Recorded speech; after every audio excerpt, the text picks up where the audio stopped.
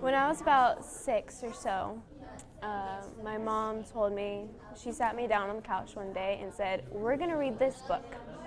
And I said, "Okay, but what if I can't read it?" She said, "Well, we'll get there when we get there." So we read, and whenever I came to a word that I didn't know, she would pull out the dictionary and she would explain to me what the word was, and then we would reread it. And eventually it turned into a game. I liked it. It was fun. By the time I was almost 7, I could read practically anything.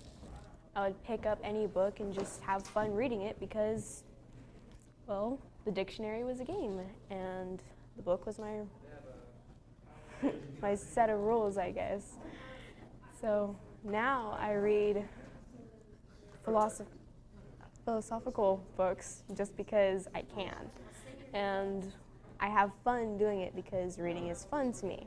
I don't really watch a lot of TV because I'd rather spend my time reading.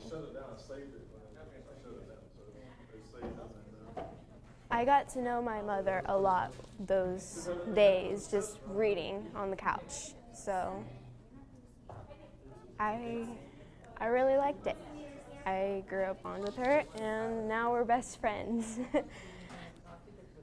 I started Point to Reading with my daughter when she was about 6 years old, and found it to be very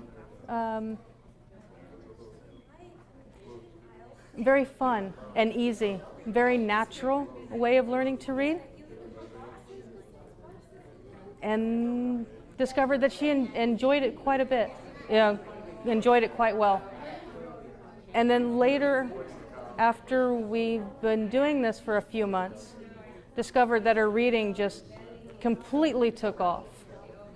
And then go and find that when she was about in 3rd grade, we didn't have to worry about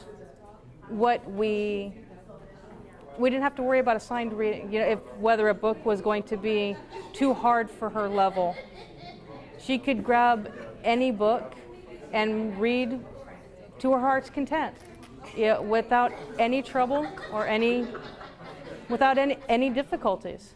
And she enjoyed the fact that she could just pick up anything and just read. We read The Hobbit together and enjoyed reading The Hobbit, and we were going the banter back and forth and trying and understanding the story. And then we had it.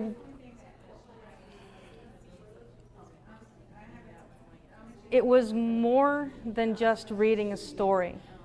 It was spending time with my daughter, and she got to spend time with me, and it was one-on-one time, and she knew that